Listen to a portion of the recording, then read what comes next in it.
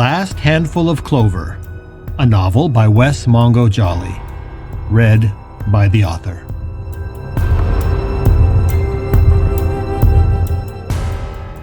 Book 2, Gifts Both Light and Dark.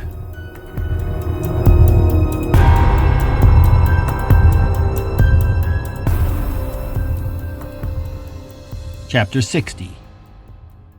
The Boy. August 1969. George Drouillard never had a son. At least, not while he was alive. Of course, Toowilla's children had called him father, but by the time he was adopted by the Goshute, they were already late into their teens. They never saw him as the father he really wanted to be. Nurturing, caring, and affectionate. And although he had loved Toowilla's children dearly, they were never really his own. But little Sutton Deary was different. Drouillard did not think it mattered in the least that he had not sired Sutton, or that he had not found him until August of 1969, when the boy was already 5 years old. Sutton was his son, and he doted on the boy the way any loving father would dote over his firstborn. He knew the boy was his from the moment he first possessed him.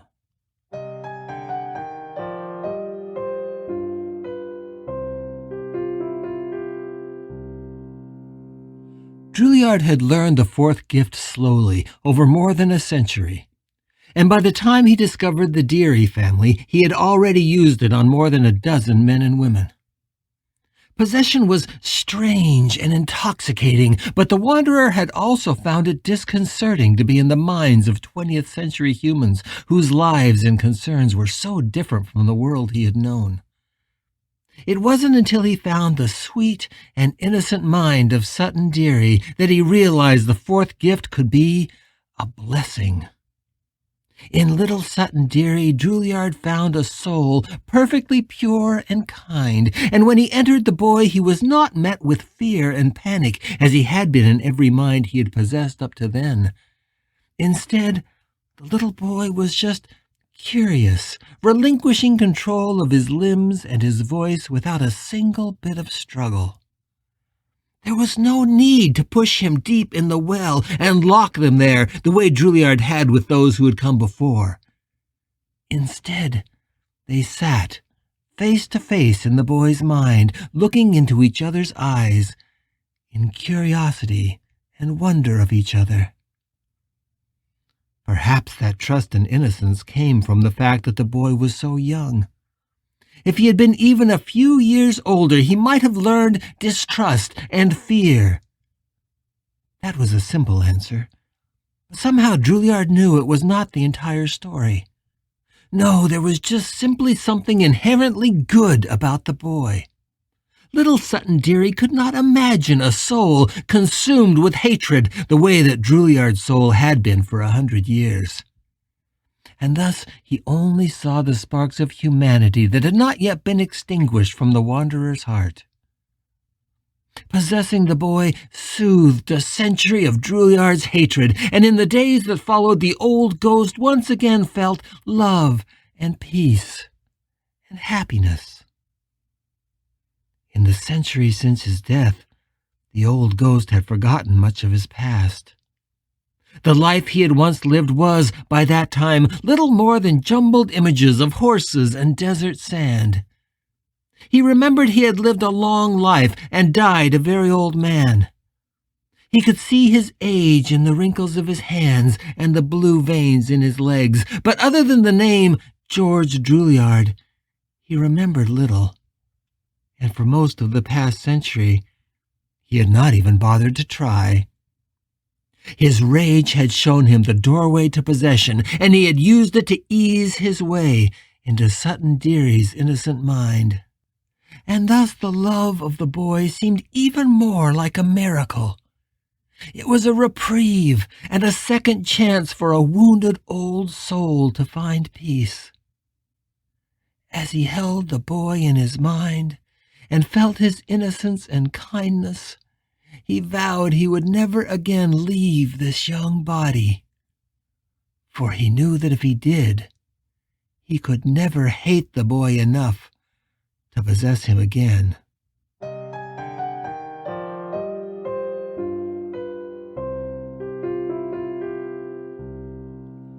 The Deary family was young and devout. Their father was just 24 and an insurance salesman. His mother was a year older and had been a stay-at-home mom ever since they had moved their family from Bountiful to Salt Lake City 3 years before. Sutton was their first child, but they had plans for many, many more. They knew the moment Sutton was born that he was a unique soul. They called him their blessing and their angel. Sutton still spent much of his time in his mother's lap, and the physical touch of a woman was something that the wanderer had completely forgotten. The quiet moments of being held against Mrs. Deary's breasts brought forth strange images that both troubled and soothed Juilliard. They were images of women he must have known, and of nights locked in passion. The mind of young Sutton Deary watched his new friend struggle with those memories, and his presence soothed the old ghost, until they were both able to sleep, curled together like puppies in the lap of their mother. As the days progressed, Juilliard felt his need for revenge dissipating. He wanted to hold on to the anger and the hatred, since it was all he had known for more than a century. But in the lap of his mother and in the warm glow of the boy he now loved, it was hard to remember why destruction and revenge had ever seemed so important. And yet, even as Juilliard reveled in his newfound peace, the boy's parents sensed that something was wrong with their son. The bubbly boy that had been such a source of joy in their lives had become quiet, thoughtful, observant, and sometimes even morose. They tried to talk to him, and he would brighten for a moment, but it no longer felt like genuine joy. It seemed that their little boy was always distracted, as if he was listening to a far-off voice. All of the toys he enjoyed were tossed aside, and the boy spent long days just staring out the window. The Dearys watched him from the door of his room, concern written starkly across their faces. And then Juilliard's world came crashing down, less than a month after he had found the boy. It happened on the day that the Dearys bundled their family into their Ford Falcon station wagon, intending to visit Sutton's aunt in Bountiful. The couple didn't tell Sutton where they were going, as they were laughing and chattering with each other, clearly hoping it would be a surprise.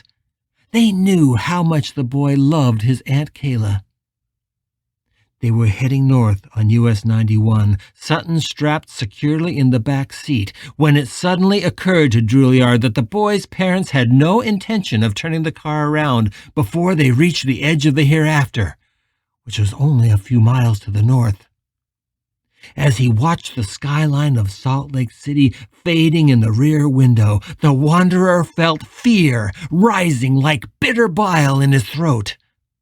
Like every ghost, Juilliard knew the pain and terror of being reset, and he watched the city receding behind them with a growing sense of dread.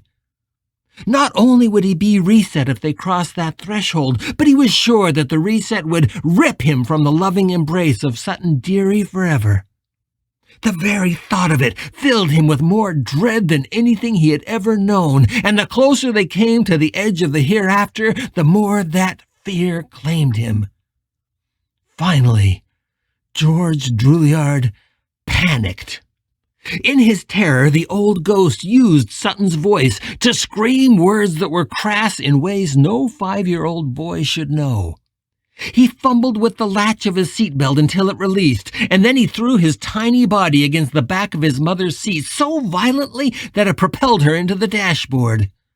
The shock on the young couple's faces as they quickly pulled to the side of the road was palpable. In his panic, Drouillard lied.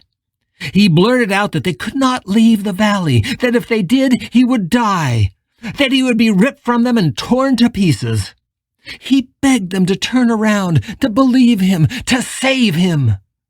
Of course, the Dearys didn't believe their boy would die if they left the city, but they believed he was having some kind of seizure or emotional break.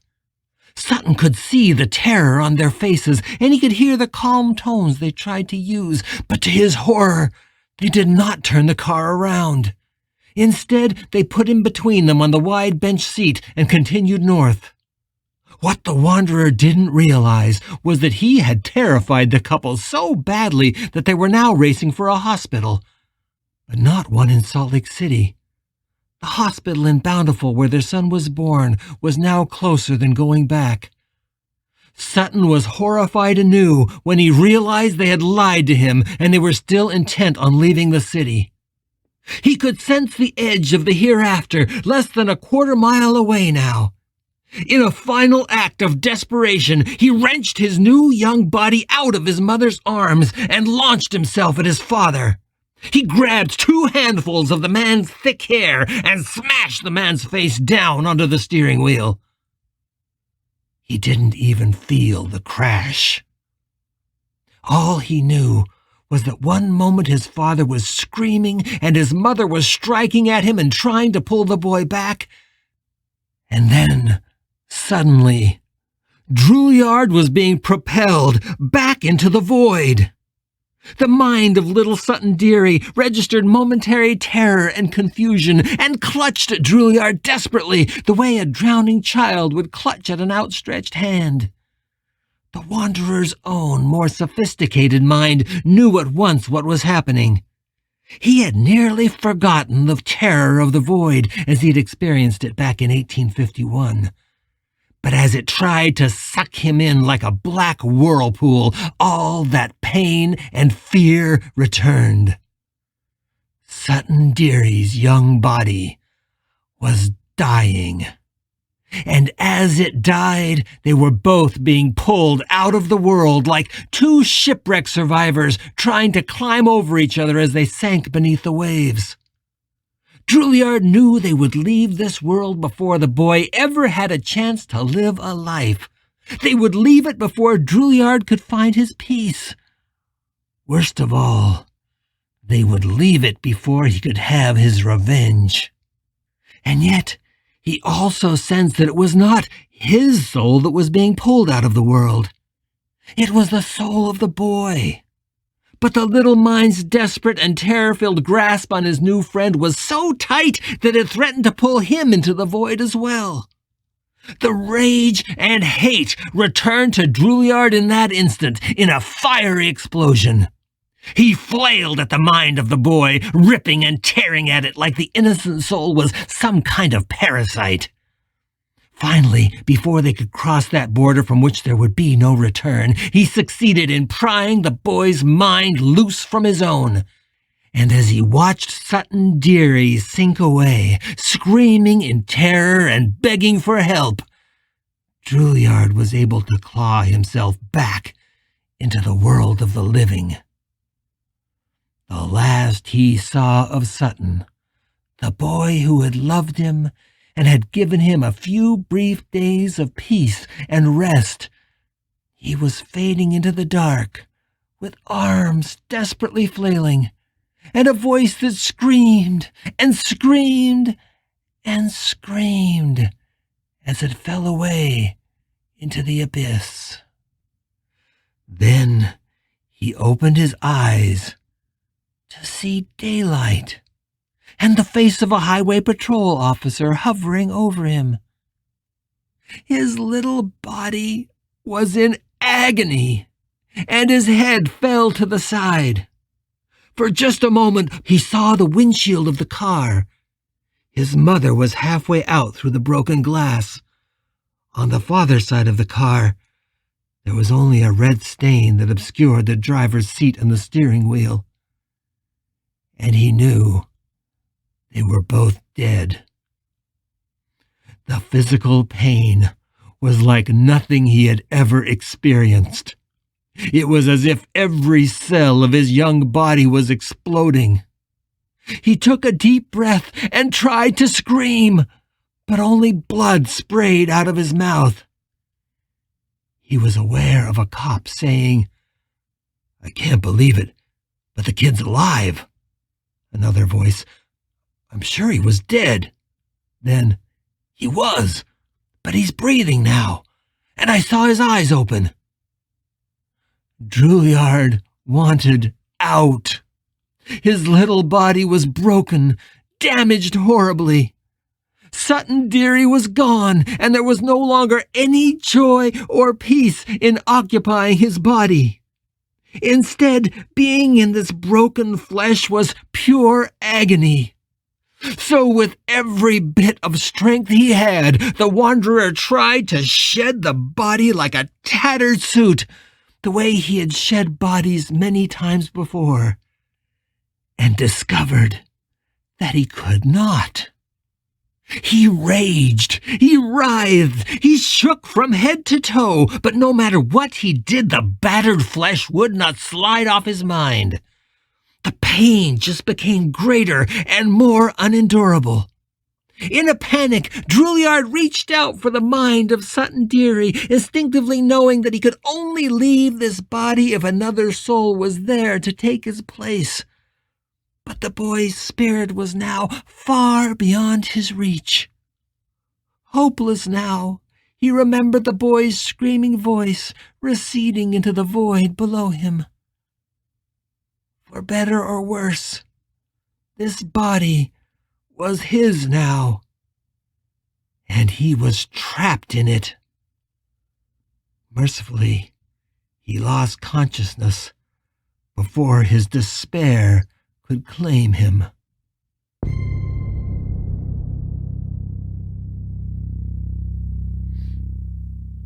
Drouillard regained consciousness a week later, on a respirator.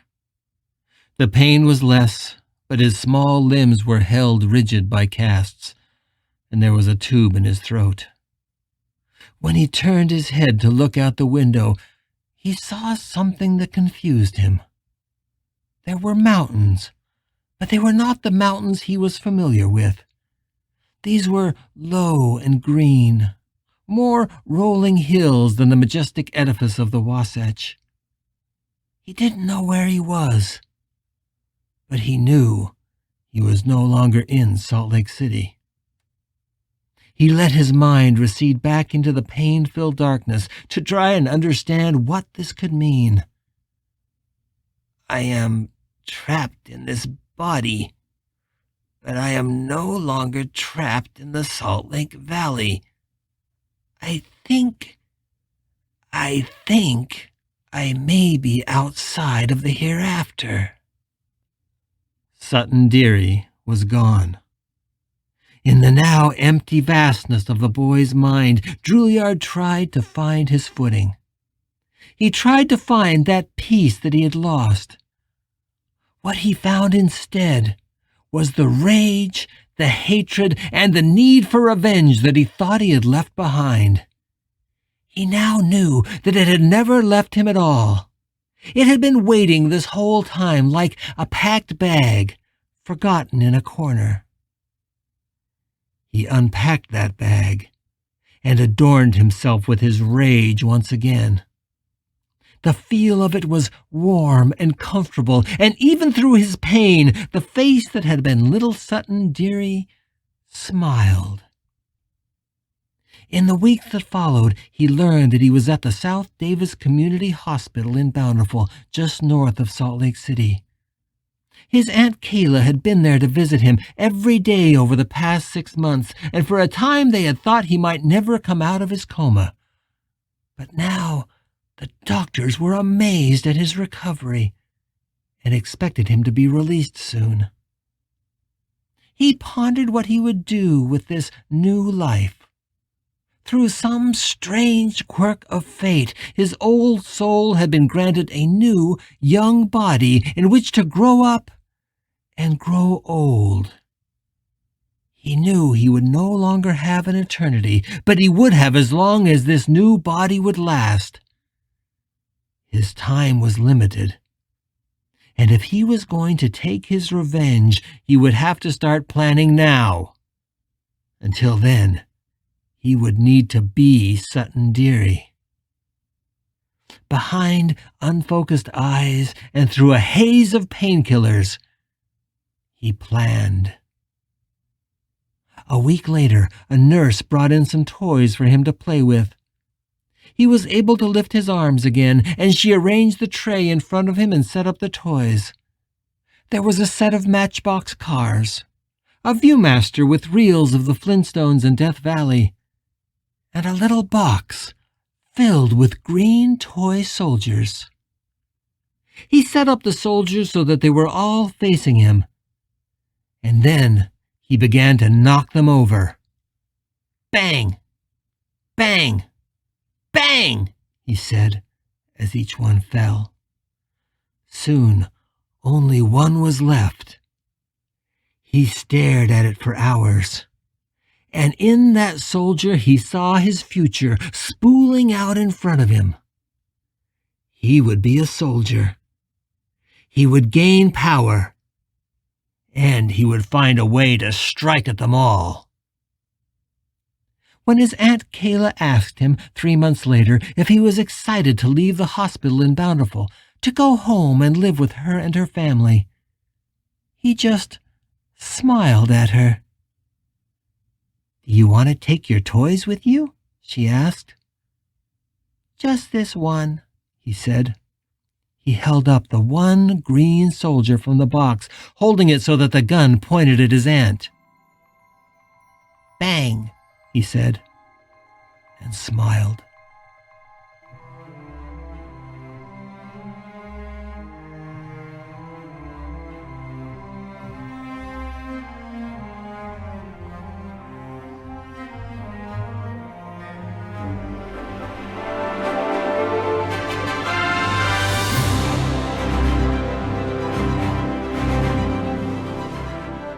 You're listening to The Last Handful of Clover, a novel by Wess Mongo Jolley. If you're enjoying this audiobook, please consider supporting the author on Patreon. That's patreon.com/Wess Mongo Jolley. And for more information, check out the author's website at wessmongojolley.com. That's WESSMONGOJOLLEY.com. Thanks for listening, and stay tuned for more episodes.